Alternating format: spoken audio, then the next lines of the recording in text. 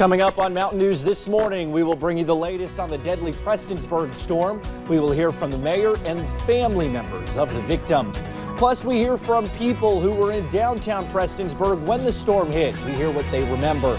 And the area near Dayton, Ohio that was hit by a twister is picking up the pieces, but not without the help of Kentucky volunteers. Dedicated to Eastern and Southern Kentucky, this is WYMT Mountain News This Morning.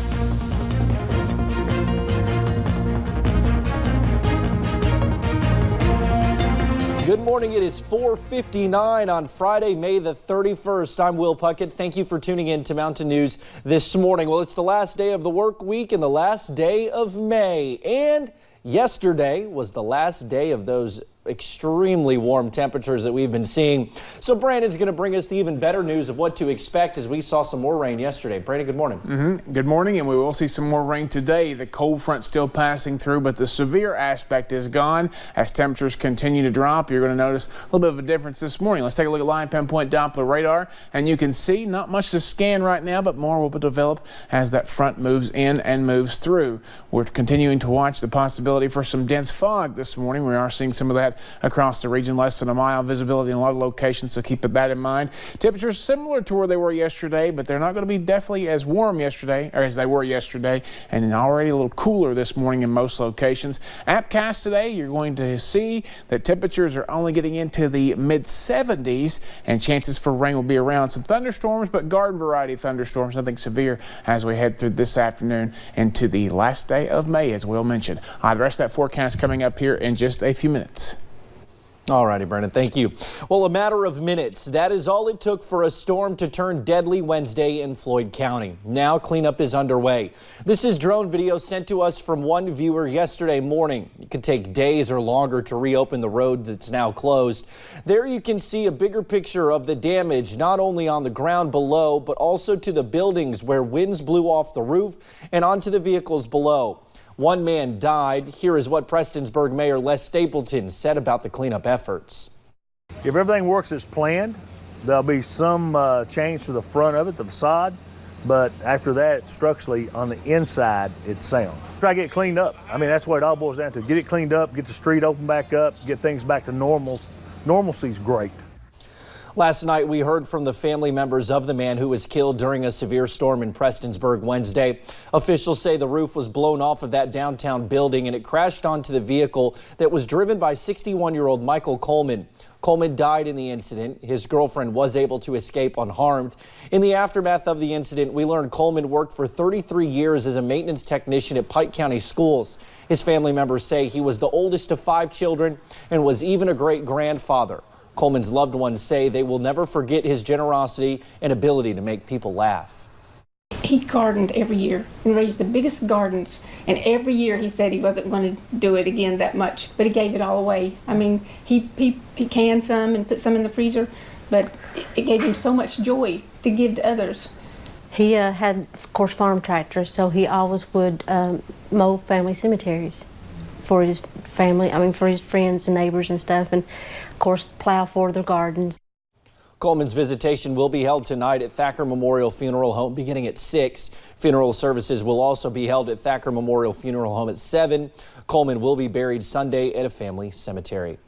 A weather phenomenon known as a downburst is what caused this damage. It happened in only a matter of seconds. WYMT's Connor James continues our team coverage with where the city goes from here. What you're seeing now is the aftermath. Nobody anticipates the strength of Mother Nature. Nobody anticipates it, let alone watches it happen. I mean, you could see trees and leaves and branches swarming everywhere. For some, it was another day at the office. There was just a rubble and just a gigantic crash. I never heard it like that. Randall Burchett works along West Court Street, his building now blocked by debris. He was working when everything happened. So I started checking out the building, and when I got to the front of my building and looked out the window, that's when, to my surprise, there was a roof on the street. Others like Kayla Lazar watched the destruction unfold before her. It was a complete whiteout for a matter of a minute, and then it was completely over. In the path of the storm, the ceiling of the old Hawk Shop building ripped and thrown into the street. That debris landing on and killing Michael Coleman, who was just driving through. I mean, this is a little small town, so especially right here in the center of town, it was kind of shocking. Coleman was driving with his fiancee to eat at Billy Ray's restaurant right down the street where Kayla works. And it's always, you know, heartbreaking to know that, especially someone who was coming to eat here with us, they've probably been here multiple times, I'm sure, probably one of our regulars. Now many are just picking up the pieces the storm left behind. Now, Mountain Comprehensive Care owned the building where the roof came off. They were renovating the inside. Here is a view from inside that building. Photographer Alan Bowling went inside before the storm rolled through Wednesday and shared the picture with us. He was wanting to capture the transformation. Employees at Mountain Comp tell us they just replaced a portion of the roof. You know, this is a wonderful town and a wonderful community, and the buildings are very safe. It was just a freak accident, a horrible freak accident. They expect to continue the renovation process, but are waiting for a contractor to see what other structural damage they might be dealing with. Now, the National Weather Service has updated a tornado that struck Dayton, Ohio to an EF4. The Trotwood area near Dayton is picking up the pieces, but not without the help of some Kentucky volunteers. More than 12 people with Kentucky Baptist Relief are cleaning up.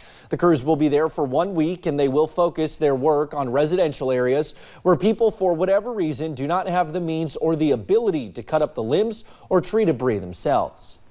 I have had people to stop me in the street driving down the road and just roll the window down and start crying and say, "Thank you for coming. Thank you for being here. We need your help."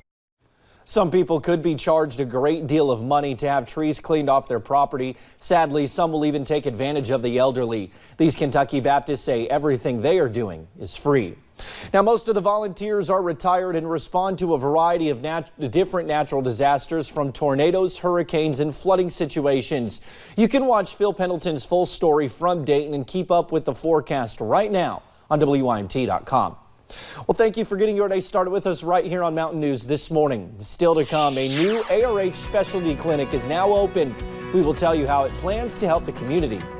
The cool down is underway. I'll have the forecast for the last day of May and tell you why you should still keep your rain gear handy, at least for a little while, in about 3 minutes.